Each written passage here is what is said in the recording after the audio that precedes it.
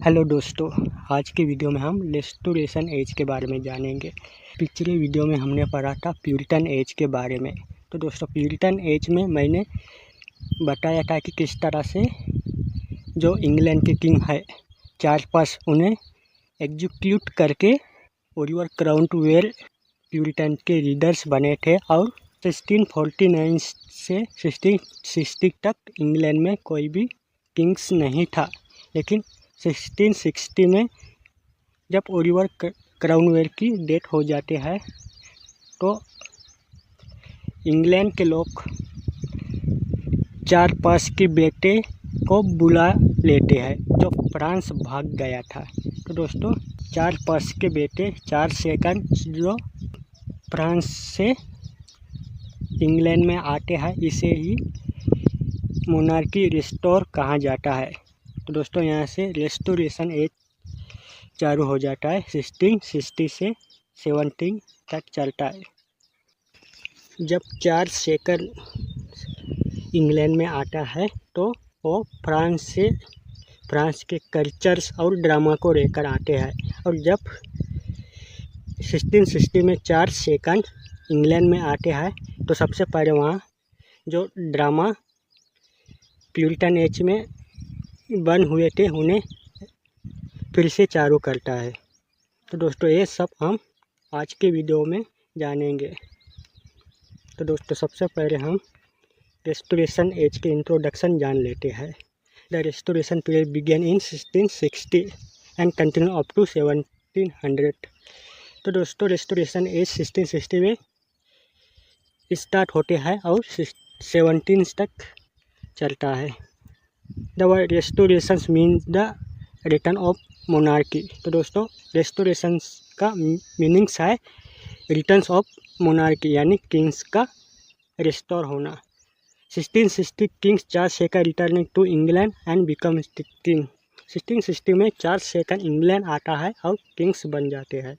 Before Charles second England was ruled by puritan under Oliver Cromwell. तो दोस्तों, Charles second से पहले Puritan as था जो ओलिवर क्राउनवेल के अंडर रूल्स करता था। प्यूरिटन रूल वर स्ट्रिक्ट और रिलीजियंस, जो बहुत ही मोरलिटी पैराता था और स्ट्रिक्ट रूल्स था रिलीजियंस का। After the return of the Charles second, लेकिन जब चार्ल्स सेकंड इंग्लैंड में आता है, people wanted to more freedom, pleasure and entertainment. तो दोस्तों, लोगों को फ्रीडम और प्लेजर और इंटरटेनमेंट होना था चार्ल्स सेकंड आने के बाद, क्योंकि लोग बोर हो गए थे वहाँ 11 ईयर्स, क्योंकि उन्हें कोई भी एंटरटेनमेंट नहीं होता था प्यूरिटन एज में। वहाँ मोरलिटी और स्ट्रिक्ट रूल्स फॉलो करते थे puritan peoples. This change also affected English literature. तो दोस्तों, इससे क्या हुआ, अब इफेक्ट हुआ इंग्लिश लिटरेचर में। Literature became more realistic, satirical, क्रियंस and influences by French culture. तो दोस्तों, मैंने पहला भी बताया था कि चार्ल्स सेकंड जब इंग्लैंड आते हैं तो वहाँ अपने साथ फ्रेंच कल्चर, फ्रेंच ड्रामा लेकर आते हैं और फ्रेंच ड्रामा इंग्लैंड में फेमस हो जाते हैं। तो दोस्तों, उस समय में लिटरेचर रियलिस्टिक, सैटारिकल और फ्रेंच कल्चर से इन्फ्लुएंस थे। तो दोस्तों, इसके बाद हम हिस्टोरिकल बैकग्राउंड जान लेते हैं। Restoration of Charles second. The most important event of 1660 was the restoration of King Charles second. तो दोस्तों, सबसे मोस्ट इम्पोर्टेंट इवेंट्स है 1660 में हुआ, जो किंग्स है चार्ल्स सेकंड वहाँ रिस्टोर हुआ। तो दोस्तों, जब चार्ल्स सेकंड इंग्लैंड में आया तो दोस्तों, सबसे पहले उन्होंने अपने पिता के खूनियों को मारना शुरू कर दिया। लेकिन ओलिवर क्राउनवेल जो मर चुका था, तो चार्ल्स सेकंड ने उनके ग्राव से उसके स्केलेटन को एग्जीक्यूट किया। यानी चार्ल्स सेकंड इतना गुस्सा थे कि उन्होंने जो उनके पिता को मारने में मदद किया, उनको सबको मार दिया रेस्टोरेशन एज में। तो दोस्तों, अब सेकंड नंबर की जान लेते हैं puritan rule and Oliver Cromwell. Before the restoration Oliver Cromwell ruled England. तो दोस्तों रेस्टोरेशन एज के पहले ओलिवर क्राउनवेल रूल करता था इंग्लैंड में। The Puritan believed in strict religious and moral rules. तो दोस्तों प्यूरिटन का रूल्स था कि वहाँ स्ट्रिक्ट रूल करते थे और मोरालिटी फहराते थे।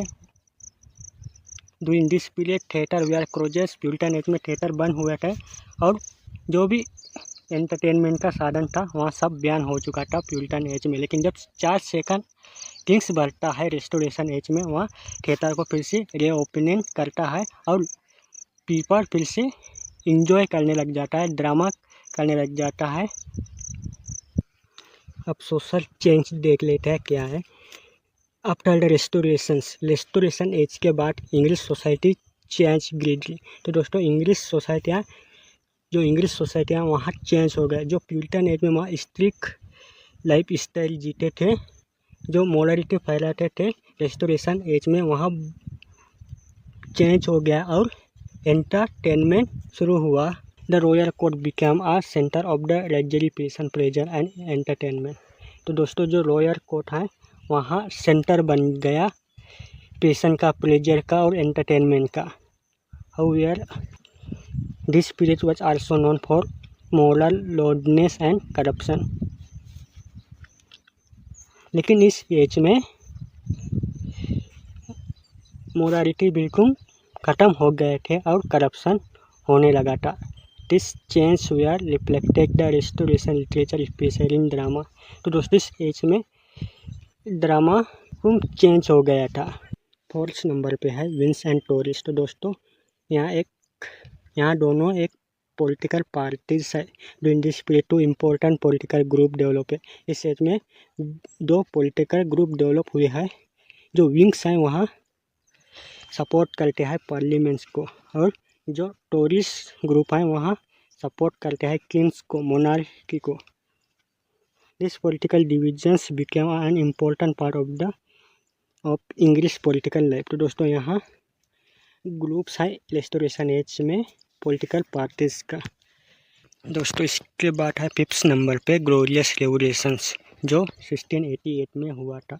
तो दोस्तों चार्ल्स सेकंड के बाद 1688 में जेम्स सेकंड किंग्स बन जाता है। जो जेम्स सेकंड रहता है वहाँ चार्ल्स सेकंड के बेटे रहता है। लेकिन जो जेम्स सेकंड की बेटी है मैरी और उनके पति वहाँ अपने पिता को गद्दी से हटा देते हैं और इंग्लैंड के किंग्स बन जाते हैं। जो उनके पति रहता है विलियम्स ऑफ ऑरेंज और जेम्स सेकंड की बेटी मैरी यहाँ इंग्लैंड के किंग्स बन जाते हैं। तो दोस्तों इसमें कोई भी ब्लड सेट नहीं होता, यानी कोई भी खून खराबा नहीं होता और किंग्स जेम्स सेकंड को गद्दी से भी हटा देता।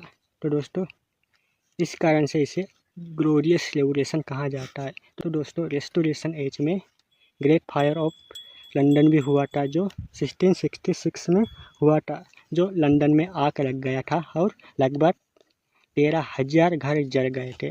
और उसके बाद 1665 टू 1660 में इंग्लैंड में प्लेग की बीमारी भी आया था, जो बहुत लोग इस बीमारी से मर गए थे। तो दोस्तों यहाँ था रेस्टोरेशन एज की हिस्टोरिकल बैकग्राउंड। तो दोस्तों आप कैरेक्टरिस्टिक ऑफ द एज जान लेते हैं। French influence. तो दोस्तों मैंने पहले भी बताया था कि रेस्टोरेशन एज के लिटरेचर फ्रेंच से बहुत ही इन्फ्लुएंस हुए थे। French culture has strong influence of restoration literature. King Charles second has spend many year of French. तो दोस्तों किंग चार्ल्स सेकंड बहुत साल फ्रेंच में रहा था, इस कारण से वहाँ की कल्चर को एक्सेप्ट कर लिया था। सो French manner passion culture and literature become popular in England. तो इस कारण से इंग्लैंड में भी जब चार्ल्स सेकंड आता है वहाँ के मैनर पैशन कल्चर और लिटरेचर भी अपने साथ लाता है। English writer began to follow French literary model and rules. जो राइटर थे रेस्टोरेशन एज के वहाँ फ्रेंच लिटरेचर फॉलो करते थे और लिखते थे। इसके बाद क्लियर एंड सिंपल प्रोस। तो दोस्तों उस एज में जो राइटर थे वहाँ क्लियर डायलॉग और सिंपल लैंग्वेज में लिखते थे, वहाँ लॉन्ग नहीं लिखते थे और कॉम्प्लिकेटेड सेंटेंस नहीं लिखते थे, उन्हें अवॉइड करते थे, क्लियर और साइंटिफिक लिखते थे। राइटर ऐसे लिखते थे, उनके आइडिया ऐसे थे कि आसानी से लोगों को समझ में आ सके। वहाँ बहुत ही क्लियर और सिंपल लैंग्वेज में लिखते थे और लॉन्ग और कॉम्प्लिकेटेड सेंटेंस को अवॉइड करते थे। तो दोस्तों अब थर्ड नंबर पे है हेरोइक कॉपलेट। तो दोस्तों यहाँ बहुत ही फेमस था रेस्टोरेशन एज में। The heroic couplet became a most important form of the restoration age. यहाँ रेस्टोरेशन एज के बहुत ही मोस्ट इम्पोर्टेंट फॉर्म है। इस consist of 2 rhyming line between iambic pentameter. तो दोस्तों यहाँ 2 राइमिंग लाइन लेते हैं जो आयम्बिक पेंटामीटर में लिखा जाता है, जैसे कि जियोफ्री चौसर अपने वर्क में हेरोइक कॉपलेट का यूज करते थे। इस pair of line usually express of complete idea. और जो भी वहाँ 2 लाइन लेते थे जो एक दूसरे की राइम्स करते थे, वहाँ उस लाइन में पूरे कंप्लीट एक्सप्लेनेशन करते थे राइटर उस एज में। John Dryden the greatest master of heroic couplet. तो दोस्तों उस एज में जॉन ड्राइडर मास्टर थे हेरोइक कॉपलेट के। तो दोस्तों अब इसके बाद हम लिटरेरी लियरिज्म जान लेते हैं। तो रेस्टोरेशन एज में writer real life real society के बारे में लिखते थे। वहाँ अपने वर्क में लोगों की वीकनेस, सेल्फनेस और लव अफेयर्स के बारे में लिखते थे, एम्बिशंस के बारे में लिखते थे, करप्शन के बारे में लिखते थे और ह्यूमन्स बिहेवियर के बारे में लिखते थे।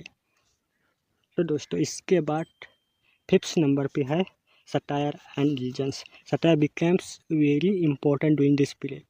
तो दोस्तों सटायर इस एज में बहुत ही इम्पोर्टेंट है। Writer use humour of criticism to attack political problem. तो दोस्तों वहाँ पॉलिटिकल प्रॉब्लम्स, सोशल वीकनेस और फ्यूरियस बिहेवियर के बारे में सटायर करते थे। सटायर म्हणजे मजाक उड़ाना उस समय के पॉलिटिकल्स प्रॉब्लम्स का, सोशल वीकनेस का और पुलिस बिहेवियर का। तो दोस्तों उसके बाद हम मेजर ऑथर के बारे में जान लेते हैं। तो दोस्तों सबसे पहले most important author John Dryden के बारे में जान लेते हैं। तो दोस्तों इस एज को एज ऑफ ड्राइडन भी कहा जाता है। John Dryden was a most important writer of the restoration as. तो दोस्तों John Dryden most important writer है रेस्टोरेशन एज में। और जॉन ड्राइडन एक पोएट है, ड्रामेटिक्स है और लिटरेरी क्रिटिक्स है। तो दोस्तों इनका वर्क्स है एप्सलॉन एंड एक्सिटोपेल्स जो एक पॉलिटिकल सटायर्स है। इसके बाद लव ऑल फॉर लव जो एक फेमस ट्रेजेडी है। तो दोस्तों इनका और एक वर्क है N AC of dramatics Poaceae. तो दोस्तों इस एसे में 4 कैरेक्टर लाता है जो जॉन ड्राइडन लाता है। वहाँ 4th नंबर का कैरेक्टर लाता है जो उनका नाम लाता है नियंदर, जो इंग्लिश ड्रामा को सपोर्ट करते हैं। तो दोस्तों वहाँ जो 3 कैरेक्टर लाते हैं, वहाँ बाकी एंशियंस ड्रामा को सपोर्ट करते हैं, बाकी फ्रेंच ड्रामा को सपोर्ट करते हैं और वहाँ एक दूसरे से आर्गूमेंट करते हैं। तो दोस्तों इसके बाद हम जॉन बनियन के बारे में जानेंगे। तो दोस्तों हम जॉन बनियन के बारे में पहले भी प्यूरिटन एज में जाना था। तो दोस्तों इनका मोस्ट फेमस वर्क है पिलग्रिम प्रोसेस जो एक एल्गोरिकल स्टोरी है। तो दोस्तों इसके बारे में हम ज़्यादा नहीं जानेंगे। इसके बाद हम रिचर्ड बैक्स्टर के बारे में जानेंगे। Richard Baxter was another important religious writer. तो दोस्तों यहाँ एक रिलीजियस राइटर है। He wrote religious prose and encouraged people to live a moral and religious life। तो दोस्तों इन्होंने बहुत सारे रिलीजियस प्रोस लिखा और लोगों को इंकरेज किया मोरल लाइफ जीने के लिए और रिलीजियस के लिए।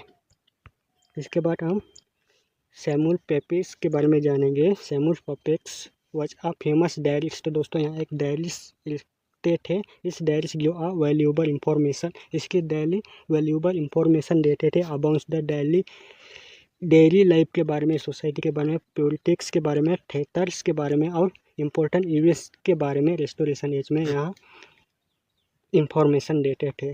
इसके बाद 5th नंबर पे है जॉन इविलेंस। तो दोस्तों John Evelyn was also a famous diarist. तो दोस्तों यहाँ भी एक डायरिस्ट लिखते थे।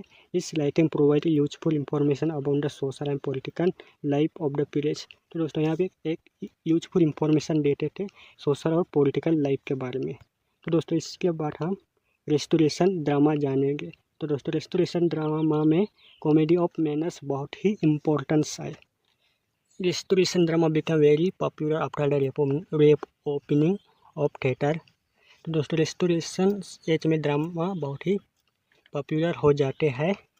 तो दोस्तों the most important type of restoration drama was the comedy of manners. तो दोस्तों कॉमेडी ऑफ मैनर्स है क्या? तो दोस्तों comedy of manner is a type of comedy that presents the manner, habits, passion and behaviour of the upper class society.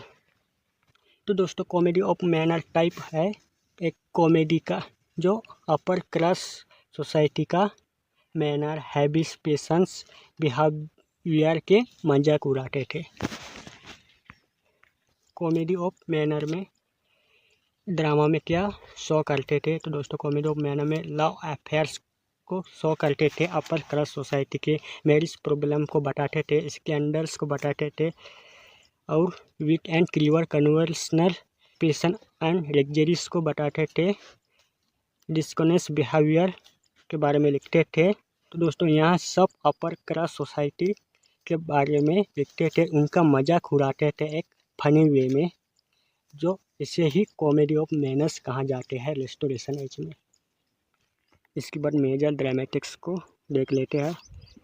William Wycherley, William Congreve, sir John Vanbrugh, George Farquhar. तो दोस्तों इनमें से William Congreve का the way of the world जो most famous work है। तो दोस्तों restoration age के ड्रामा में मोरल वैल्यूज नहीं देते थे, वहाँ बताते थे ड्रिंकिंग, चीटिंग, सेक्सुअल रिलेशनशिप बताते थे, इनमोरल बिहेवियर के बारे में लिखते थे। Because of this many people consider restoration drama वर्गर एंड मोरलिटी बैड। तो दोस्तों रेस्टोरेशन ड्रामा एक वर्गर लैंग्वेज में लिखा जाते थे और जो ड्रामा है वहाँ मोरलिटी नहीं देते थे, वहाँ कुछ सिखाते नहीं थे, बल्कि अपने वर्गर लैंग्वेज में ड्रामा लिखा करते थे। This eventually created a strong reaction against restoration drama. तो दोस्तों रेस्टोरेशन एज की एंड कैसे हुई ये जान लेते हैं। तो दोस्तों रेस्टोरेशन एज की एंड 1700 में हुए, जब जॉन ड्राइडन की डेथ हो जाते हैं। तो दोस्तों जॉन ड्राइडन और रेस्टोरेशन एज के एक ग्रेटेस्ट लिटरेरी फिगर्स थे। तो दोस्तों 1700 के बाद अगस्टन एज शुरू हो जाते हैं, जो अगस्टन एज में अलेक्जेंडर पोप मेन फिगर रहते हैं। तो दोस्तों हम एक बार इस एज को मेमोराइज करते हैं। तो दोस्तों सबसे पहले 1660 में चार्ल्स सेकंड इंग्लैंड में आते हैं और वो अपने साथ फ्रेंच कल्चर्स, फ्रेंच ड्रामा लेकर आते हैं।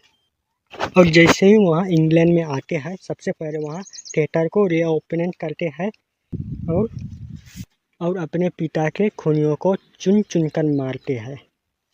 और इसके बाद इस एज में बहुत सारी इवेंट्स हो जाते हैं, जैसे कि glorious revolutions, great fire of London और प्लेग की बीमारी आते हैं। दोस्तों प्यूरिटन एज में राइटर मोरालिटी पर लिखते थे, रिलीजियंस पर लिखते थे, लेकिन रेस्टोरेशन एज में राइटर वल्गर लैंग्वेज में लिखते थे और सेक्सुअलिटी के बारे में लिखते थे, लव अफेयर्स के बारे में लिखते थे, और जो भी लिखते थे वहाँ मोरालिटी नहीं फैलाते थे। जैसे कि इस एज में कॉमेडी ऑफ मैनर्स जो अपर क्लास सोसाइटी रहते हैं उनकी मजाक उड़ाते थे, उनके लव अफेयर्स, उनके रिलेशनशिप की मजाक उड़ाते थे राइटर। और इस एज के मोस्ट फेमस ऑथर है जॉन ड्राइडन। तो दोस्तों वहाँ एक क्रिटिक है, राइटर है और एक ड्रामेटिक्स है। इसके बाद कॉमेडी ऑफ मैनर में विलियम कॉन्ग्री जो उनका वर्स है the way of the world यहाँ बहुत ही फेमस है और विलियम वाइचर ऐसे ड्रामेटिक स्टे रेस्टोरेशन एज में और रेस्टोरेशन एज में हीरोइक कपलेट फेमस है जो 2 लाइन के कपलेट लेते हैं जो IMB पेंटामीटर में लिखा जाते हैं। जॉन ड्राइडन को मास्टर माना जाता है रेस्टोरेशन एज में हीरोइक कपलेट के लिए। तो दोस्तों आई होप आपको रेस्टोरेशन एज समझ में आ गए होंगे। तो दोस्तों इसके बाद हम ऑगस्टन एज के बारे में जानेंगे। अगर वीडियो समझ में आए तो वीडियो को लाइक और मेरे यूट्यूब चैनल को सब्सक्राइब करें।